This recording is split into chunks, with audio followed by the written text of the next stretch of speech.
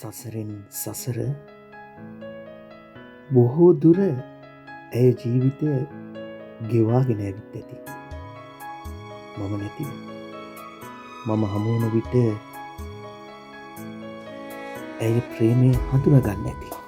ඇගේ හා මගේ එකතුව ආත්මීය බැඳීමක් බව ඇයටත් මටත් එක විදියට දැනෙනවා. ඒ හමුවීම නැතිව ඇය තැවෙන්නේ නැති.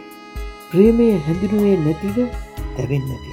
ජීවිතයේ අනේක දුක සතුට හා ගැටෙන්නත් ඇති. ඉතින් මේ හමුවීම අපි දෙදෙනාගේම නිවීම නොවේද? මතු සසර මේ ගමන ඒකට යා යුතුයි. ගව්වෙන් ගව්ව කෙවමින්නා දුර ගමනේ දැවුනද සොඳුර නැති කල නුඹ මා සෙවනේ. පව්වෙන් පව්ව දුක් කරදර හා ගැටුනේ. නිවනද පැතුව දෙහදම එක ලෙස බැඳුනේ. සමහර හමුවීම් අසම්මතයි. සම්මත හෝ අසම්මත හෝ වේවා, සමහර හමුවීම් විශ්වීය හමුවීම්.